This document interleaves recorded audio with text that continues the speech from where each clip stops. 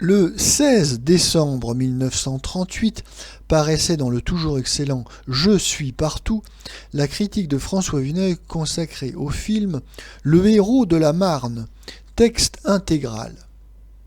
Les vicissitudes que nous traversâmes l'an dernier ont déjà leurs conséquences cinématographiques. Nous traversons une sorte de petite après-guerre où le soldat, les sujets à soldats possèdent la grande vedette. Cela est excellent en soi, sauf le cas où ces sujets tombent entre les mains d'un imbécile comme M. Jean Chou, avec sa Paix sur le Rhin. Sans parler des films romanesques, on pourrait prédire un considérable succès à un cinéaste qui dépouillerait les centaines de milliers de mètres de nos archives de guerre, dont beaucoup n'ont jamais été tirés de leur boîte depuis 20 ans, et qui en ferait un montage intelligent et ingénieux, qui recommencerait avec talent ce que l'on essaya trop gauchement dans Les Hommes oubliés. L'auteur-producteur du Héros de la Marne, M. André Hugon, a deviné cette curiosité du public pour les documents qui lui rappellent de si saisissante façon ses angoisses d'hier et ce qu'il a évité de justesse. Son Héros de la Marne est rempli de vieilles actualités, d'images prises au hasard de la bataille, et que chaque année qui coule rend plus émouvante encore. On y voit ce grand départ d'août 1914 que nous revivions avec d'autres uniformes il y a 10 semaines, les cuirassés défilant une dernière fois sur les boulevards, la marée démobilisée battant la gare de l'Est, les képis de Charleroi recouverts d'un manchon bleu, le rassemblement surtout des taxis de la Marne portant à la victoire leur chargement de fantassins sous l'œil enthousiaste des Parisiens qui les acclament. On aperçoit furtivement des visages de prisonniers, de blessés encore tout chauds du combat. Certaines prises de vue, surtout à partir de 1916, ont déjà servi beaucoup.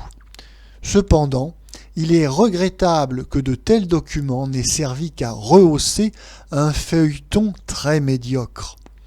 M. André Hugon a toujours appartenu à la catégorie des fabricants dont il serait vain d'attendre jamais quelques sursauts d'originalité. Il a composé son scénario d'après un roman de sa main qui vaut ce qu'ont toujours valu ses films. C'est la chronique d'une famille de paysans de la Marne pendant les 4 années de guerre. Quand ses 3 fils sont au front, le père, voyant les Allemands menacer de nouveau sa terre pendant une de leurs offensives, va s'engager pour aller à leur rencontre. Une balle le rendra aveugle. Le héros de la famille, son fils aîné, devenu un des as de l'aviation, est tué en plein vol le jour de l'armistice. Ce beau thème n'avait besoin d'aucune surcharge. Il suffisait de laisser parler simplement et gravement les faits. Par malheur, M. Hugon est dépourvu de toute espèce de goût. Il croit utile de gonfler jusqu'au mélo la mâle et universelle tragédie, de défigurer l'histoire par des enfantillages. Nous apprenons, avec un certain étonnement, que la bataille de la Marne a été gagnée par un caporal de zouaves, ce sera ensuite le grand aviateur, et par une servante d'auberge à qui il a fait un enfant.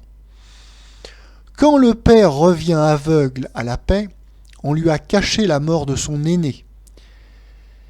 Il croit reconnaître sa voix, c'est celle du cadet. On ose le dissuader. Il se rappelle les amours passés de son fils et de la servante qu'il avait contrainte à quitter le pays pour éviter la mésalliance. Il veut la marier avec le mort qu'il croit vivant. Heureusement, le cadet aime aussi la fille. Tous les détails du dialogue et de la mise en scène jurent par leur puérilité avec les documents vécus mélangés avec eux. Les interprètes forcent à chaque instant. Sauf peut-être Rému, mais il a l'air de s'ennuyer effroyablement. et cela ne vaut pas mieux. Comme dans La Grande Illusion de M. Renoir, les rôles d'Allemands sont tenus par de vrais Allemands, ou du moins des acteurs de langue germanique. Mais M. Hugon n'a pas eu la main heureuse avec sa vedette d'outre-Rhin, l'acteur allemand Bassermann, qui fait un colonel caricatural, grimaçant, agité comme un vieil épouvantail sous le vent d'automne. L'état-major français n'est, du reste, guère mieux partagé, avec un Gallieni dont on craint de voir tomber la perruque et la fausse moustache chaque fois qu'il tourne la tête. Le film obtient un gros succès de larmes. Il est conçu dans un bon esprit français.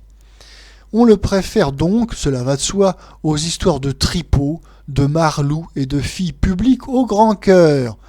Mais on a le sentiment assez fâcheux que l'ouvrage avait été décidé pour le cas de guerre, qu'il eût constitué une des grosses pièces de l'industrie d'accessoires tricolores si les bellicistes avaient eu le dernier mot. De toute façon, on voudrait que les plus profondes émotions du peuple français fussent traduites avec un peu moins de vulgarité.